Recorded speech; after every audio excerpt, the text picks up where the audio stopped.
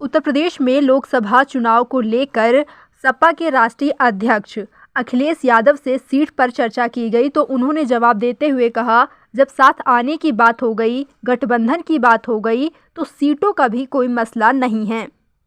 सीटों को लेकर भी जल्द ही फैसला लिया जाएगा। बीजेपी को घबराहट है कि बीजेपी का सफाया होता जा रहा है।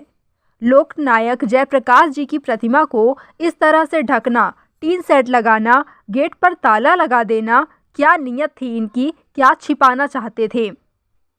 इस दौरान सपा प्रमुख अखिलेश यादव ने बीजेपी पर जमकर निशाना साधा।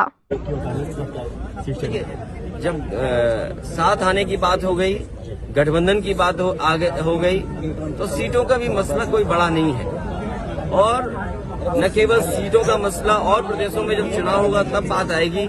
आप तो इस बात की भी चिंता करेंगे कि यूपी में क्या होगा। तो हमें उम्मीद है कि गठबंधन जब हो गया है तो सीटों का बंटवारा कोई बड़ी बात नहीं है। बीजेपी को घबराहट है कि बीजेपी का सफाया होता जा रहा है, क्योंकि बीजेपी के पास दिखाने को कुछ नहीं है। सोचो, लोक नायक जयप्रकाश जी की प्रतिमा को इस तरीके से ढकना, पॉलिथीन से ढकना, टीन शेड लगाना, गेट बंद कर देना, गेट में ताला लगा देना, पुलिस फोर्स लगा देना, अधिकारियों को तैनात कर देना, क्या नीयत थी इनकी?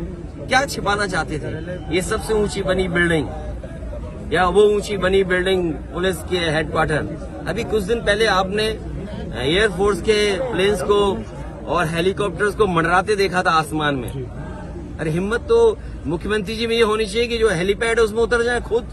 क्यों एयरफोर्स का सहारा ले रहे हैं आप, दिखाने के लिए कि हाँ, हम सुरक्षा के समय पर इन बिल्डिंगों पर सुरक्षित उतर सकते हैं, या सुरक्षा देकर के उन लोगों को जो बिल्डिंग में फंसे हुए उन्हें निकाल देंगे।